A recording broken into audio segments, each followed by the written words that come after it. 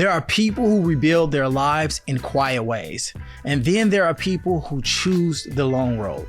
Joabe Bayer Barbosa survived a mountain that tried to take everything from him. Frostbite, hyperthermia, the edge of mortality. And instead of shrinking from life, he ran straight into it. Street by street, mile by mile, he's mapping the entire city of Chicago on foot. Not for glory, but for truth, to confront fear, to rewrite the stories we inherit about the world, and to meet humanity where it actually lives, not where the headlines put it. This is a conversation about discipline, resilience, healing, and the purpose a person finds when he refuses to quit. Welcome to the Alpha Renaissance with Joabe Bayer Barbosa. Joabe Bayer Barbosa. That's me. Thank you for having me on the show. The man, the myth, the legend. Yes, here we got the flag representing Chicago. Why am I here? Because you're running around Chicago like a madman. Some would say. Do you have like a little motor pack in your back? Getting you across the city? I'm trying to, man. Yeah, thank you for having me on the show. I'm trying to run all the streets in Chicago, essentially become the first person in history to do that. I started this journey August of 2024. Wow. And yeah, I'm now over 3/4 done with the city. And basically this flag is very relevant because I use it as a cape. Yes. So I tie it around and it's fun because the aesthetic is the faster I run, the better it looks. Yes. So it like flows in the wind, especially because Chicago is the windy city. Totally. So yeah, no, pleasure to be on the show. Thank you for having me. Absolutely. You caught my attention because I saw you running through very interesting neighborhoods in Chicago, right? Neighborhoods that people don't typically like to go to, right? You were running through O Block and running through Inglewood, where I'm from. Yeah. And it caught my attention, and I said I had to get you down here, man. This is we have to talk about what's going on while you're doing it. How did this even start? Of course, yes. So yeah, I mean, these like videos that I post that are in these like so-called dangerous neighborhoods, they always get views because like people click on it and they continue watching it because they think something's gonna happen, like this guy's gonna get shot or he's gonna see something crazy. And then what ends up happening is I have a great interaction with a local, and then people are like, whoa, this place isn't what I thought it was in my head. So yeah, that's what caught your attention probably. It's, people forget that, you hear whatever you hear on the news that, people still live here. Life goes on, in many of these neighborhoods. And there's so much stratification across America, but particularly in our big cities like Chicago and other cities where we're taught to be against each other, right? We're taught to be afraid of each other. We're taught to be scared of each other. And what you're doing, you're running through these neighborhoods and you're saying, hey man, it's actually just people over here. It's people on the north side, it's people on the south side, it's people everywhere. And we need to know each other. That's what I get from you. Yeah, exactly. Just chatting to people. I mean, people tell me when I go to like these so-called dangerous neighborhoods, unsafe neighborhoods, they're like, don't look at people, don't interact with people, like do your own thing and then leave. I'm like, no, I'm going to interact with people. I'm going to annoy the locals with me being friendly to them, saying hi to them and asking how their day is. And through that, I've learned that like when I do that, they chat to me. Totally. And they're so friendly to me anywhere I go in Chicago. So it's not north side, south side, west side. It's not exclusive to any area. Wherever you go in Chicago, people are going to be friendly to you. And I think this could be like applied worldwide. Like people have such a view of these places that like the news says is unsafe and things like that. And they think, oh, I'm going to go to this place and something's going to happen to me. Stuff maybe happens in certain places for sure. And obviously there's statistics and all of that, but that doesn't mean like that you shouldn't go to these places, explore these places, speak to people from just everywhere. Because for example, like if a plane crashes, that's not going to stop you from flying on planes. Totally. Right? It's just a statistic, right? So that's the same thing like with me. Like just because something like happens in a certain neighborhood, that's not going to stop me from going there, you know? Yeah. I think you come with a unique context because you're British, right? And in Britain, I know this because my wife is British, and a lot of our cultural and racial constructs break down, right? In Britain, things are different. There's class, but people are probably more so differentiated based off of where they live in Britain, right? Whether they're from the north or from the south or what part of London, you know, these are things that stratify people. But things like race are not the same in England, right? No, yeah. In Scotland and Ireland, it's not the same. Yeah, no, unfortunately, racism is like rampant around the world. Totally. But it looks different, right? And in London, where I grew up, in North London, I went to a school, 95% black people, because it was a Church of England school. So like I interacted with like a bunch of people from Jamaica, from Ghana, from Nigeria. And so like for me, that was my reality growing up. Yes. Right. So I come here to Chicago, to the US, and I just see like how race is so polarized. Like there's like majority white people, at least in Chicago, living in the north, and then majority black people live in the south, and then there's like majority black neighborhoods, majority white neighborhoods, and like majority Hispanic neighborhoods. And I'm like, I'm not used to this. So like, strange. I know. In London, it's like everyone lives with everyone. I think when you go, like the first time I really interacted in London, I mean, I couldn't believe how you can't really differentiate anyone. For example, if you got on the phone with someone from London, you wouldn't be able to tell what race they're from or like what neighborhood they grew up in. You couldn't tell the accent because the accents are actually all the same. Which is something that's very strange. Here, we know if you have a certain accent, I can tell exactly what race you are. Yeah, exactly. Yeah, in London, like I would say I don't have too much of a posh accent, but I also don't have too much of a street accent. Yes. I have like a little bit in between. But obviously you can tell from like posh accent, 100%, normally upper class, but like that street accent, anyone can have. Yeah, you have a working class, would you say, accent? Yeah, the street accent essentially. And this is not like exclusive to like boys. Girls also can have this accent as well. And yes. Like you said, like you can't tell someone's race from their accent, at least in London. But here you can. There's like different vernacular, different words and things like that. So it's a very different world. Completely different. So I'm glad I came from that world.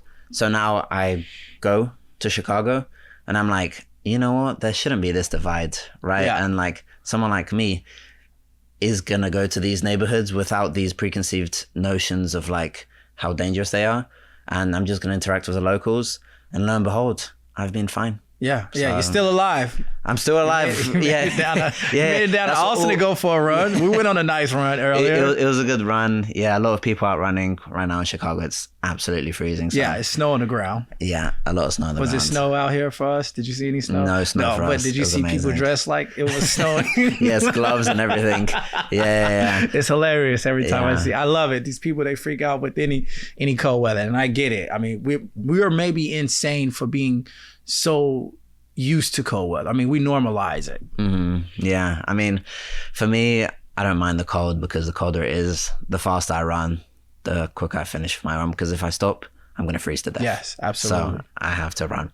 But going back to your earlier question of how all of this started, it's a long story, but it's like kind of like a movie. Let's dig into it. So essentially in March of 2024, I climbed Mount Washington in New Hampshire. So if you don't know anything about this mountain, it's not too big.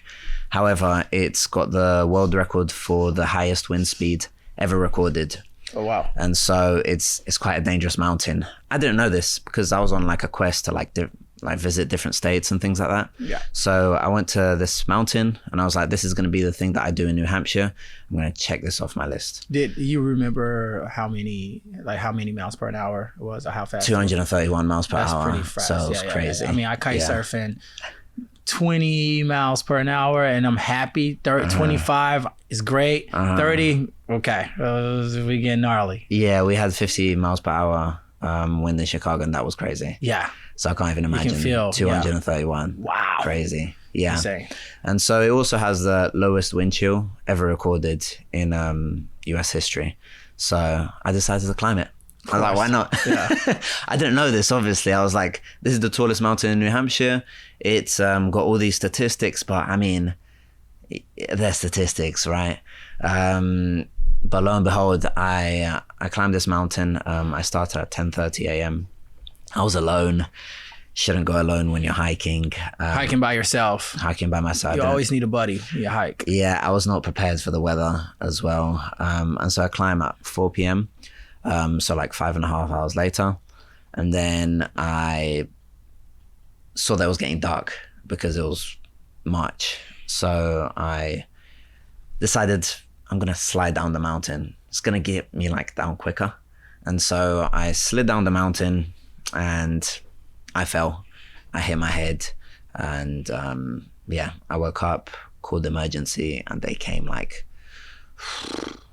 about 4 hours later. Wow, do you know how long you were out for? No you have an idea. idea? I was like knocked unconscious. Wow. Yeah. You just slipped. You don't know how you slipped. No idea. All you It's remember probably is on a- slipping. Yeah, I broke half a tooth. I slit my head open. I broke my nose. And so, yeah, I was in a rough state. But I'm glad they came out because I called them, like my phone was like 8% battery since I was like on the top until I slid down, which was like an hour and a half later. So yeah, like your phone in the battery, the battery in your phone always like goes down very quickly when it's very cold. Yes. And that's what happened. Yeah. And so, yeah, they came and yeah, I wasn't able to do physical activity for a long time. And I always grew up playing soccer. Yeah. And so I played soccer, football, as we call it, right? And yeah, so... You grew up in London. I grew up in London, yeah, but I was born in Brazil. So soccer was always a huge part of me. But in recovery, like I got frostbite. I recovered from the frostbite. However, doctors told me in order to recover, I need to get my blood flowing. However, when you play soccer, it's normally once a week. But I thought, why don't I get my blood flowing through running? And so that's what I did. Yeah. And so I started running and I thought, this is the most boring thing in the world. I hate running. I mean, running just to run, it's torturous. I mean, I don't know who does that. It's difficult to get into. Yeah, I mean, if you're training for marathons, if you're like, training for 5Ks, whatever, great, fantastic. If you're running just to run for health, I don't think anyone is motivated for that. I mean, it's so boring. It takes it's a special individual that gets into it, but there are things that you can learn from it that I can see that will be, attractive to some people. But overall, I mean, you have to be at that point. I've never been a big fan. Even as an athlete, like in high school, I was crazy about running. But when you start to want to prepare for marathons or triathlons, it kind of becomes fun because you have a goal. You have a goal in mind and you want to reach that goal and you can see where to reach that goal. But to me, I'm like, running makes you lose weight. That's great for people who want to lose weight. I'm naturally not someone who's going to put on weight. And it may make you lose some muscle as well. Exactly. Yeah. So it's like, for me, it's not motivating. So I was like, I hate this. I hate running.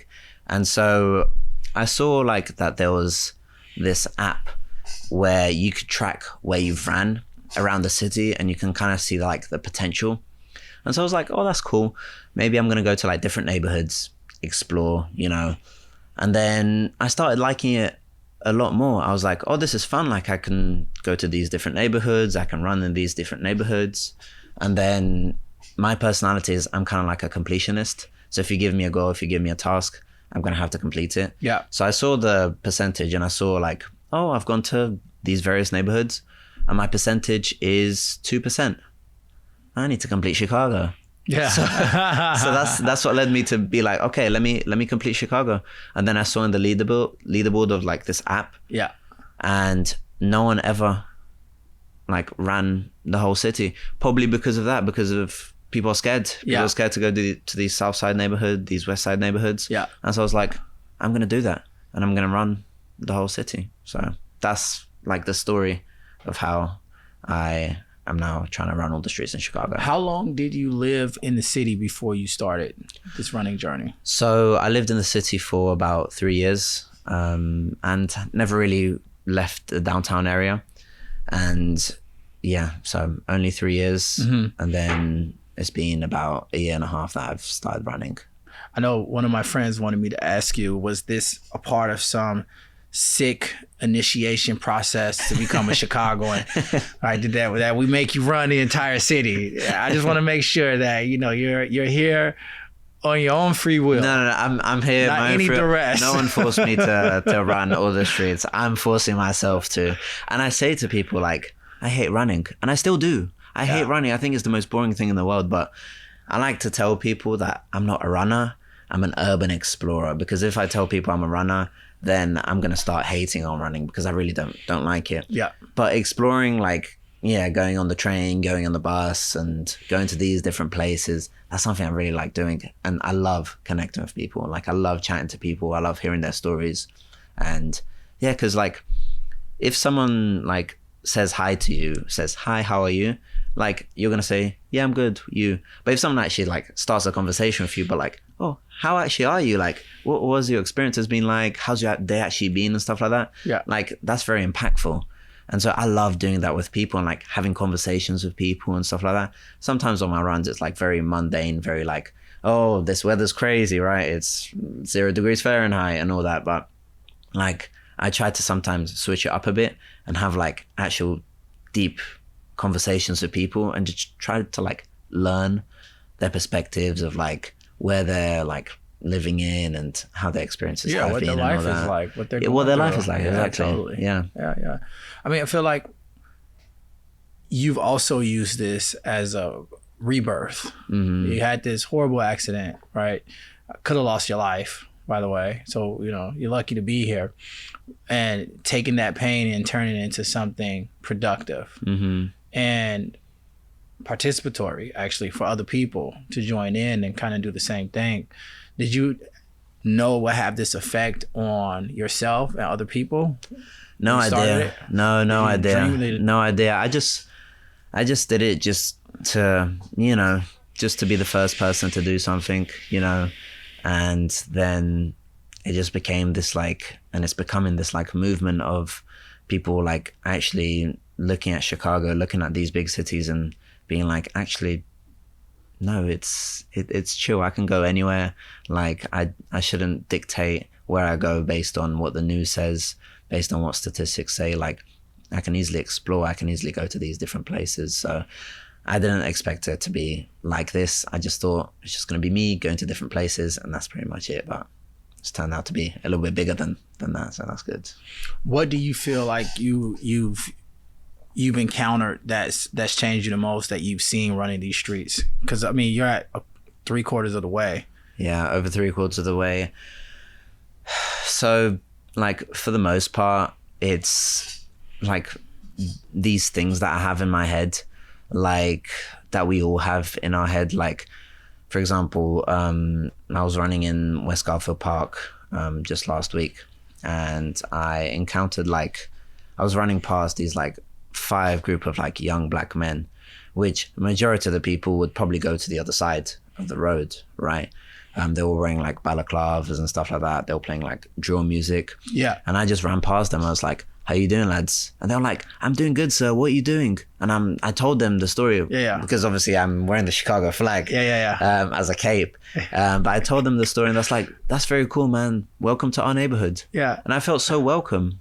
And so with that, like, I'm challenging my own like views on other people, and just knowing that like, even though people like might look scary and not approachable, if you approach them in a friendly way, they're going to be approachable. Not all the time. Not obviously. All the time. But I mean, you running up on guys that have the Pooh Shiesty mask. You running up on the guys with the Pooh Shiesty mask. And a lot of people wouldn't do that because they would be afraid, right? They would, you know, and you decide to say, no, actually, I'm going to make a statement here and engage with all types of people around the city. Yeah, just anyone around the city. And I've come to find out that the friendliest places are low income and high income neighborhoods. Interesting. Middle class, No, because they're in that, I don't know, they're, what I've kind of noticed is like they're more arrogant and they don't like to chat. They're kind of living their lives. If you're high income, you're comfortable, you know. If you're low income, you're community, you're friendly. But that middle class, I haven't been able to have like amazing interactions with. Really? What do you... You don't have to mention the neighborhoods. I have some ideas. I can mention the neighborhoods. Yes, Edgewater, Uptown, Rogers Park. Yes. I'm calling them out. Lincoln Park as well. Just Rogers Park, you suck. No, just these neighborhoods that like. No, obviously not everyone in these neighborhoods, but like these north side neighborhoods that like have majority middle class. Yeah. My experiences, people's experiences might be different. Yeah, maybe they don't like your flag, man. Maybe they not. Maybe they don't like your outfit, or your haircut. They want a I don't know. different representation of the city. I don't know. We'll give them a little grace, but not too much. No. Yeah, but it's, I mean, majority of the people, like 99% of the people in Chicago, like that. They're going to be friendly. They're going to... And in my definition of unfriendly is not rude. My definition of unfriendly is you just don't look me in the face and you don't say hi. That's my definition of unfriendly. Don't respond. That don't respond. Exactly. So like everyone is like friend. No one's unfriendly essentially. So is there any spiritual motivation behind what you're doing outside of this rebirth and recovering from your injury? Are you a person that's motivated by a higher power? Are you motivated just by the things you stated already in terms of just breaking the ice and bringing people together? What's at the core of who you are? So I'm a Christian. My dad's a pastor, and one verse I like to live by, and I don't think this only applies to Christians. This applies to like anyone, whether you're a Christian or not. But one verse I like to live by is John 10:10, where Jesus says like to live life, but live life in the full. So like not just, just going to work, just being mediocre, but like actually like making the most of life. Like for me, I try to do stuff that's like different from others, that's gonna impact others, and that's like bigger than myself, because I don't think my purpose here is to just, go to work, raise a family, and, just be mediocre. Those things are very important, of course. But I think life's a little bit bigger than that, at least for me. And my purpose, I think, is much bigger than myself. And it's trying to change like people's perspectives on stuff by the things I do. Because I want to do things that people won't do, just so people can see that. And they're like, oh, okay, I can do that as well. Yeah. I mean, we live in a time right now where men in your demographic are really, they're fighting loneliness epidemic. They're not in romantic relationships in the same proportions that they were before. They're committing suicide. I mean, and it's serious. I don't think people understand how serious this crisis of masculinity is. But I literally know someone that's been affected by taking their own life, right? And it's heartbreaking and it's shocking, because I have so many friends that are very social. They have comfortable lives, and it just doesn't affect them. And we're just in a different demographic. But so many in your cohort, they are.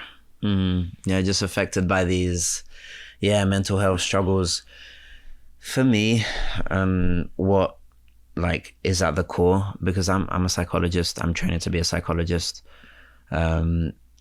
What is at the core of like this epidemic of mental health issues, at least for men, is a lack of purpose. Like a lot of men that I've spoken to, that like they're suffering because like either a breakup or like something is going on in their family and things like that. And while those things are important to have, it's important to like be in a romantic relationship, or important like to be satisfied when you're single. It's important to like have a healthy family, but that's not going to happen all the time. But with that, like your purpose shouldn't be in that. Like it should be in something other than that. It should be in like various things throughout, right? So like for me, my purpose is obviously my family. I'm far away from my family. Yeah. Which is not easy. Which is not easy, of Totally. course, but it's... Especially if you like your family. Yeah, exactly. Yeah. It's not easy, but it's just one of those things. My purpose is in, obviously, my career, what I want to do in the future. My purpose is obviously Chicago, running the streets of Chicago, which actually does help because it gives me like a reason to live every single day. Like I can have a bad run and I'm still going to get streets. Yeah. So it's not a bad run, right? So that gives me purpose, and just doing cool things, which we can definitely get into a little bit later, but just doing cool things that just make life interesting and not boring, you know, like always looking forward to something. If you're always looking forward to something, then I think that makes like life a little bit more purposeful and makes life better. And like, that's why you're not going to like dwell on the past or look at the present and then be like, oh, my girlfriend, my boyfriend, whoever broke up with me and stuff like that. So you're going to be satisfied no matter the circumstances. With your background, being a Christian, being cognizant of God, is written Romans 5:3. 5:3, yeah. It's written on your flag. Yeah, essentially that means like that suffering produces perseverance. And so like basically what happened on the mountain, like with that suffering, like it produced like a different level of, I don't know, something in my head that I'm like, this is my second life and like I want to make it like the best it can be. And so like with that, like I don't know, in me, like I had so much perseverance, and I don't think I would be able to run all the streets of Chicago in the winter, in the snow, at 1 a.m, at 3 a.m, totally, at 9 a.m, all of these times, go to these faraway places, like an hour and a half commute, if it wasn't for that perseverance. Yeah, and I think that's something that I want to actually dive into. Is I see a lot of people that are religiously motivated have that same conviction, right? And that a rigorous understanding of their purpose, right? Do you think that's possible for young men without religion to have that same type of conviction and purpose? I think it is, yeah. Not once did I mention God when I talked about my purpose. Like I'm trying to apply it to everyone. Obviously God is part of my purpose, but like I said, like you have to have purpose in a bunch of different things. Like you can't put all the eggs in one basket. So like I said, purpose in different hobbies and stuff like that, something that you're living towards. That's why I like running as a purpose. Not that I personally like running. Yeah, your favorite sport of all time that you're becoming very popular with, but you hate it. I hate it, yes. But like it's good because like you can like train towards something. Yeah. Like you can get a better marathon time. And if you're not a marathon runner, you can do a 5K. Yeah. And if you don't like doing that, you can do cycling. You can do swimming. Like there's a bunch of different things. So I think sports is definitely an avenue. And I understand not everyone is like athletic enough to do sports. And if you're not, then that could be a goal. I want to be athletic enough to do sports. And if not, like society has so many things like for people who are like disabled, like so many things that like cater towards like disabled people in terms of sports, that like you can find your purpose in anything. But I think sports is definitely one that I truly advocate for. But there's other things like other cool stuff that you can do and stuff like that, other cool hobbies that you can pick up. Yeah, no, I mean, I grew up very religious. I grew up a very religious, practicing Muslim. Then I had a rabid atheist phase. And then I found myself coming back toward my spirituality. And I often appreciate and really jealous of the power that belief gives you, right? And my journey back to spirituality was just in that, is that serving something higher actually makes you better as an individual. Now, I don't know what that higher thing may be, right? Like you said, I don't think it always has to be God. I think God is a great concept, personally, but I don't think it's always necessary, if that makes any sense. No, like if you can find some reason that gets you up out the morning, that's great. I mean, I think that's the beautiful thing about life, right? Like life is, to me, inherently, at least from a biological standpoint, purposeless, right? It's no purpose except for spread the Reproduce genes. and Yeah. Yeah, Spread exactly. these genes, baby. We can make more poo shiesty mans, you know. Like, you gotta have whatever your purpose is, right?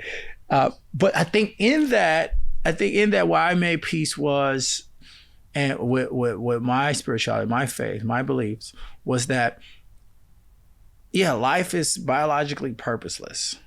Simultaneously, you get to attribute any purpose to it that your heart desires. And that is liberating. Right? Yeah. It's liberating to say that my purpose can be Jesus, Allah, marathon running, right? Like, it could be skiing, whatever it is. But that's empowering enough. And if that's going to be your purpose, if that's the deal that you're going to make with yourself and your purpose, then, man, what an amazing life. Yeah, I agree. Yeah, so I have, and I think everyone should have this, like, goals that are bigger than you can achieve. Yeah. Like goals that like may seem impossible. In my head, completing Chicago, but that's not it. I want to go to LA. I want to complete all the streets in LA. I want to go to New York, complete all the streets in New York. That's difficult. I might get injured. I might never get that. However, I'm always working towards like something bigger. And oh my gosh, if I complete Chicago, LA, and New York, how many cities are there in this world? Yeah. Right? How many big cities are there? So yeah, always just like something bigger. Always aiming high. And then with that, like you'll live life with purpose, essentially. So with that, I want to get onto something a little bit different, which is the CTA. Do you know about that? Is hopefully not similar to CTE, which is head injury. No, CTA, the Chicago L. Oh yeah, the CTX. Oh yeah, of course. I grew up on the L, man. I used to take the L from 63rd and 69th to Rogers Park back in the day, and then go up there and hang. The red line. At 9, 10 years old, maybe even earlier than that, we were on the L. I mean, we rode the L. It was a different city. Chicago's always had that element of danger, but it was a different city, man. We zigzagged across on public trans, totally normal as kids. Yeah. So yeah, with that, like, I have a friend. His name's Matt. I love the guy to bits. He's such a cool guy. He essentially is also trying to run all the streets of Chicago. Oh wow! Yeah, he's at 30%. Okay, so you're gonna beat poor Matt, huh? No, he's nowhere near me. Yeah. He's been doing this for a few years, but he goes like the scenic route. He goes slower and things like that. But he's still trying to do it. Slow and steady. Slow and steady. Yeah. And so, yeah, he reached out to me and he was like, let's, run streets together. So that's how we met. And so me and him, we always go on like runs together and things like that. And with that, he like told me, why don't we like run to every CTA L station? There's 146 of them. And I was like, yeah, why not? Why don't we do that? So like run from station to station? Station to station. Like say up a line. Yeah, essentially. And try to do all the stations in one day. Okay. Run to all the stations in one day. Very sick. Why not? Yeah. I don't know if that's very sick, but it's very crazy. But yeah, so I told him that and he was like, okay, let's do that. And then I was looking into it and I thought there's like this world record we can beat of going to every CTA L station in under 9 hours, 15 minutes. And so we would take the train, but we will also incorporate running. So we planned a route that like incorporated like 4 miles of running, but most of it was on the train. And so with that, we made the route, we got into contact with Guinness and we told them like, what do we need to do? What are the guidelines? They sent us like the guidelines. And yeah, we planned everything and all that. So we attempted it. Yeah. Oh, wow. You guys have done it. We've done it. And we did it, last month. And we got a time of 8 hours, 58 minutes and 55 seconds. Huge. So essentially, we have a world record for the fastest time to go to every CTA station. So that's completely random. But that's what I'm saying, like having purpose outside of like work, outside of like just these random things. And then you can like connect with people. Like you can say like, oh, I've done this, or oh, have you, like, for example, with running, I can connect with anyone in Chicago. I can just be like, where do you live? Have you seen that maybe I've ran past your house? Yeah. And then I can try to like pretend I know exactly what the house looked like, even though I don't remember any houses on my runs. But then, yeah, I can connect with people that way. And just like these little small things that you're just like, you know what, you can like say you've done it, and then connect with people. So, yeah. No, man, it's very powerful, man. The mission that you're on, I feel like it's a mission that you're on a higher level, right? And because you're serving for a higher purpose to unite people, to tell the truth, I think you're going to be surprised at what benefits and what results from this, man. Like, you know, I could see David Goggins probably joining a run with you, you know. Yeah, I'm trying to get the mayor of Chicago to run with me. I'm going to get a lot of people to run it's super positive and it's super neutral. It doesn't matter what side of the spectrum you're on. Like, it's a great cause, you know, to get around the city and meet people and shed some light on little known spots that people may not have even imagined coming to and would have never known. Yeah, for sure. Yeah. I mean, Chicago is a great place. I mean, this world's a great place. Like, the world's your oyster, you know, and I just like exploring, going to different places, chatting to different people. Yeah. Do you foresee your psychological, because you're a clinical psychologist? Yeah. Yes. Okay. And have you incorporated anything from clinical psychology, from that perspective of navigating distractions or staying focused on your runs or mental toughness? Have you had to incorporate anything from your work, your dissertation, all of that? Have you incorporated any of that in your running?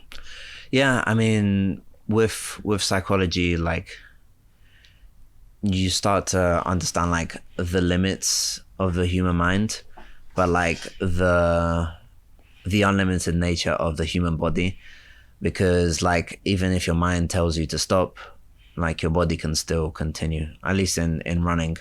But like our minds love to like lie to us, like tell these things that like, oh, you're too tired, oh, stop, or oh, this person doesn't like you, or this. But like if you challenge that, then you can do incredible things. You're running in 0-degree weather. 0-degree weather, past midnight, commuting. Yeah, like, I mean, my body's used to it, you know. How do you get up in the morning and prepare for that? I mean, even as a lifelong Chicagoan that ran, you know, all of the races, the triathlons, I would never run in the wintertime. I'm definitely afraid of falling because of the ice, right? So we haven't even talked about the cold. Like 0 degrees is actually, even for Chicago, that's cold, right? 10 degrees. When you start talking 10, 20 degrees, that's pretty cold, right? Yeah. How do you get your mindset together to do that every day throughout the winter? Just have a goal. It sounds silly and it sounds like, you know, like, it's to me, it's not complicated. Like, I have a goal of running all the streets in Chicago, and I'm going to do everything to get towards that goal. And I have people behind me who are like wanting me to get this goal. I have a lot of support. Every day I go out on my runs, like at least 10 people like beep at me or say hi to me or point at me, say, this is the guy running all the streets of Chicago. So that like is very motivating. Like, I'm doing it for the people of Chicago, but also for the bigger goal that, like, you know, I'm trying to run all the streets of Chicago, and I just have to go out there at any time. Just have to do it at any weather. Yeah. And I like doing like different challenges with it as well. So like in July, I did a half marathon distance every day to get new streets. Okay. I was like less busy during the summer. So I was like, I'm going to do more. And so, I did like 21K minimum every day in July. My body was fine. And so I do different like challenges to myself just to make it interesting, you know. Like, I have an order of flags coming in, and like now on my runs, like anytime like someone says hi to me, I'm just gonna give them a little flag. You know, cool. These like little things. Like the other day I said, whoever gets top comment I'm going to do what they say. And of course, top comment got running shorts and a t-shirt. And it was 0 degrees Fahrenheit wind chill. It was freezing. I wore gloves, but I was absolutely freezing. But I was like, I'm going to do it. And so with that, like, you can see like there's no limits to like what the body can do. And so, yeah, I'm like, let me just do these silly things, but they're going to challenge me to like, you know, if I am uncomfortable in these situations, when some other like uncomfortable emotional situation comes up with family, friends or anything like that, I'm going to be like, you know what?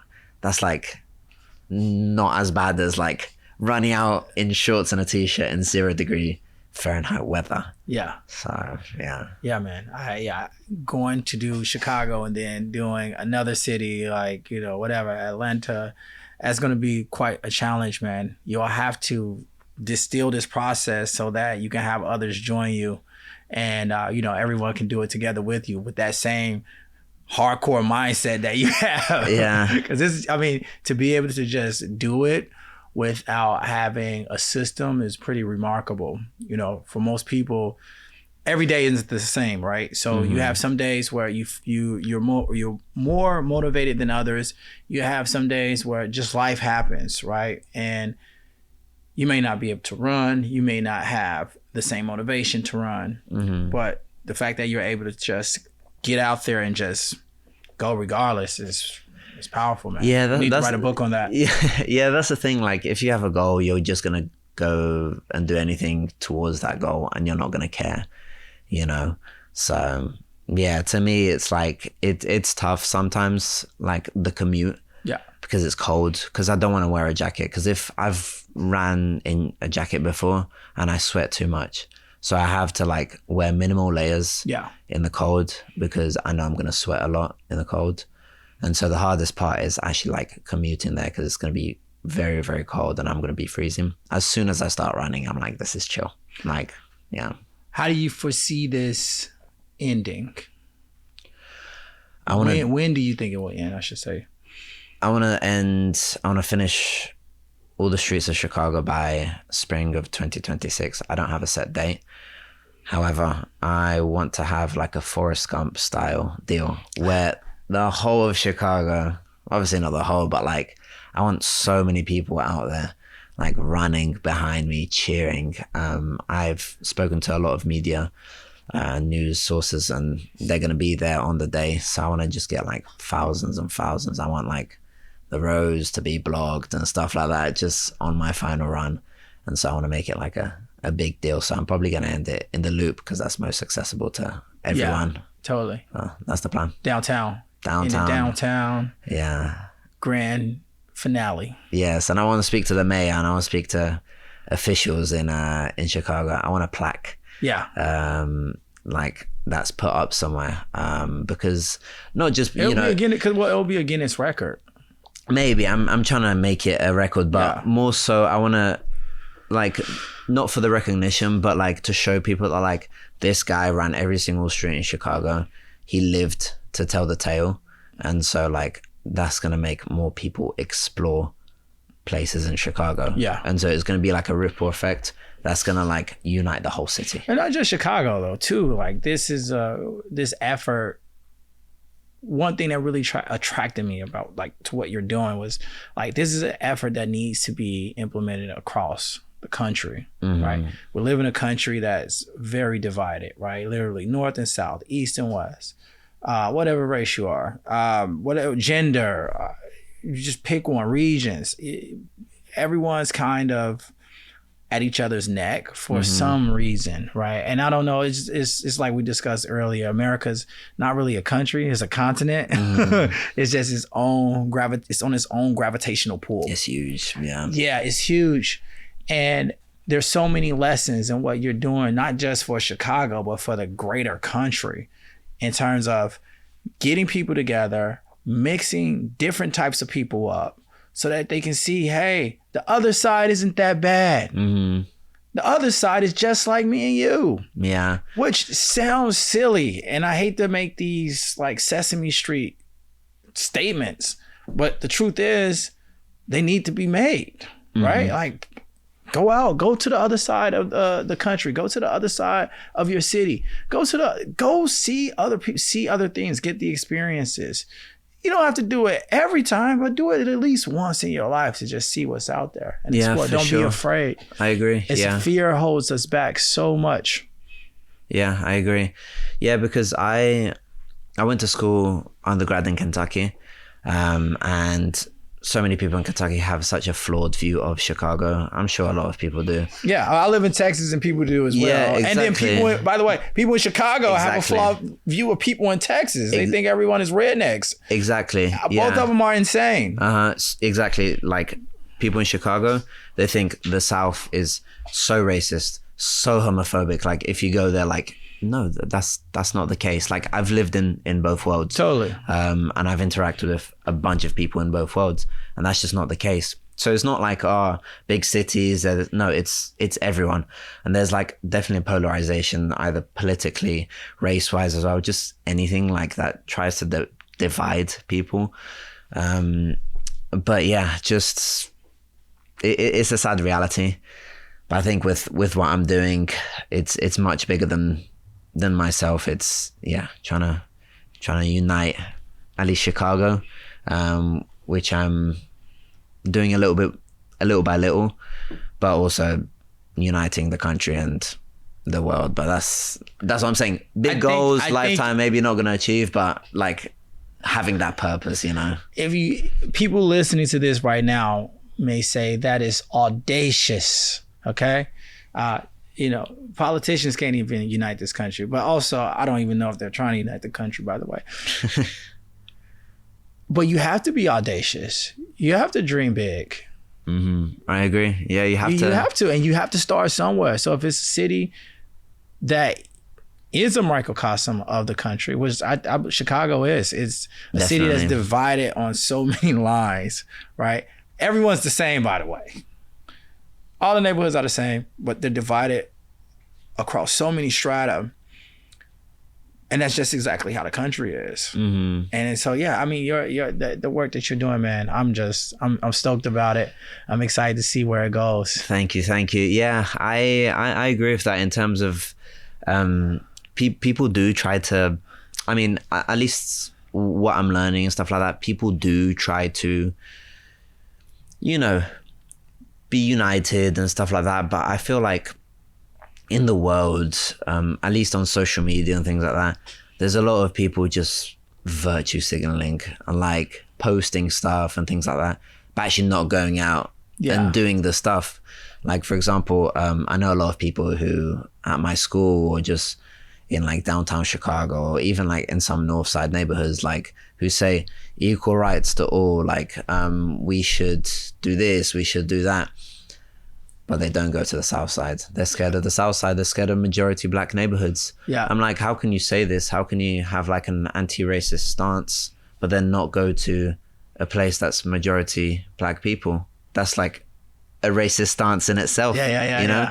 So I'm like, I don't go about like, oh, I'm anti-racist, I'm this and that. I just do. I just go to these like neighborhoods. I just interact with people, and I don't have this stance, and I don't, I just do. And I try to unite people by actually showing and doing. I think it's amazing that you're not worried about labels, because when you're worried about what others are thinking of you, that means you're not working hard enough. Mm-hmm. So it sounds like you're working very hard. Yeah. I'm trying my best. Like always chatting to people, always changing people's perspectives, always arguing in the comments. I love arguing. You like the comments? Yeah. I dislike reading comments. I kind of just feel like, you know what? I'll just show you. But you get down in the pits and you fight. Yeah. Try to, because people they just focus on the wrong things. Yeah. Like for example, I went on a run in West Garfield Park, and unfortunately, like I encountered a fire, like an apartment building, like burnt down, like everyone there, like lost their like. Oh wow! Was it active fire? Active fire. And this is a majority black neighborhood. Yeah, West Garfield Park, and yeah, this is a couple of days ago, and so I was like very moved. I was like, if like I was there, like experiencing it. And obviously, like, you can't plan for that on a run, stuff like that. But I did film it. Like, I filmed people's reactions and stuff like that because I was like, there's going to be a GoFundMe set up. And so I want to share that. That is real. And so I want to share these emotions and stuff like that.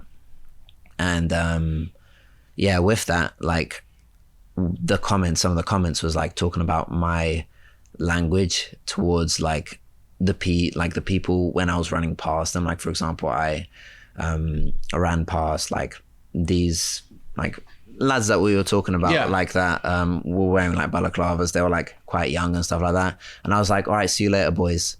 And so like some of the comments were like, boys, I mean, that's like such a derogatory, racist remark and stuff like that. First of all, I'm from England. Like, I didn't know like that context of it. But second of all, there's something bigger here. Right. Like like this fire, and like I set up like I didn't set up, like I shared the GoFundMe and stuff like that.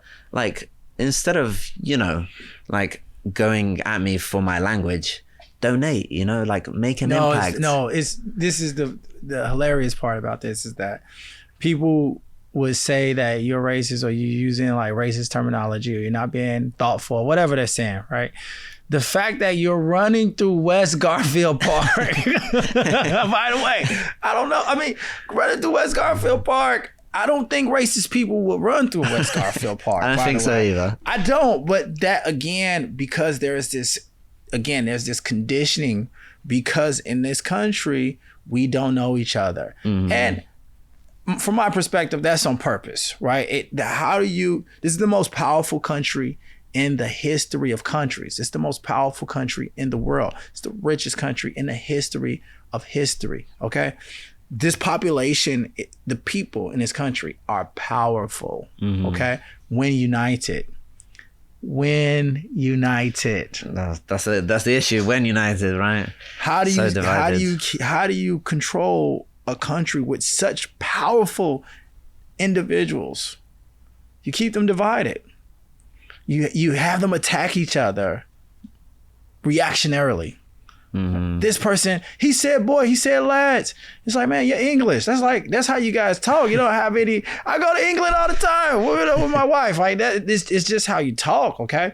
But you know, using that against you when you're doing something to raise awareness and actually counter that narrative by saying, no, actually, you need to come over here to West Garfield. You need to come to places like this and visit. You should venture, and being attacked for that language is just, that's what I call a prop. Mm-hmm. You're fed, right? Those people that use that language, they're feds to me. They're props. They're plants. Yeah. Yeah. I mean, for me, I try to like stir things up sometimes. Like, for example, in that video, like I use the word hood. But then like I countered that with like a positive narrative of the hood. And so with that, like I'm trying to like counteract all these, you know, negative terminologies that are associated with these neighborhoods. That's what I'm trying to do. That's my goal. And in order to get the views, not to get views, because I don't even get paid. I don't get paid anything for what I do. You're not getting paid for running around Chicago? Are you kidding? Not You're not getting paid for running through Inglewood and O'Block? West Garfield Park? I do it for fun. But if anyone wants to sponsor me, please let me know. We'll take a sponsorship. I'll take that.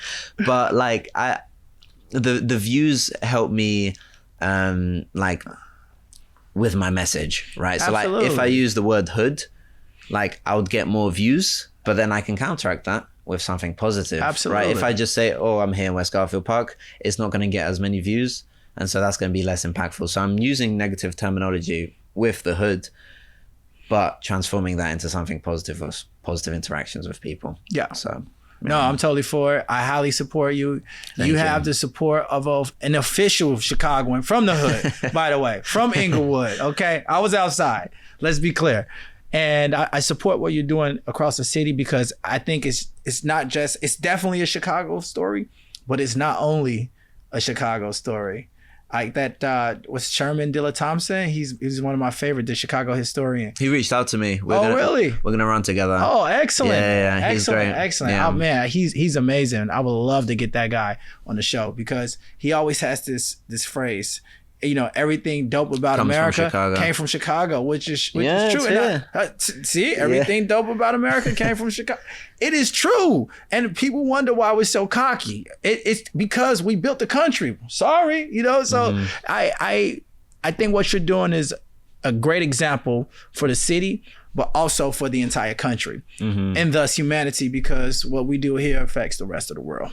I agree. Yeah. So you're a change maker. Oh, thank you very much. And that's why I had to have you on, man. Thank you for having me on. Yeah. Chicago, I may be a little bit biased, but best city in the US, best city in the world. Yeah. 100%. I love it. I love so many places, but Chicago's always home for me. It's I've been there for not too long, but I know more about Chicago than majority of the people in Chicago. So you are passing your initiation. I guess so. I'm now, when I run 100%, I'm gonna be officially Chicago, and I'm not gonna be a transplant. So let's go. That's good. Let's go, man. Where can people find you? So on Instagram. Okay. I post my videos on Instagram. I do like a series of day 300. This is day 341 of running all the street in Chicago. I'm not doing streets, I'm doing a podcast. But yeah, so it's Hey Jobe. Jobe. Okay. Jobe is Joabe. So yes, Hey you Jobe do have an interesting spelling to your name, Jobe. Yes. It's not the traditional way. is Brazilian. It's Brazilian. Yeah. Yes. But yeah, Hey Jobe is my Instagram. Absolutely, man. I'm honored to have you on. Thank I support you. I can't wait to see how this goes. Let me know when you're finishing, you're completing this, and we could have a big party. Okay. Yes, I'll be on the show when I complete it. Absolutely. And I'll let you know everything that happened. You're welcome. You're welcome. Okay. Thank you, my friends. A pleasure. Same.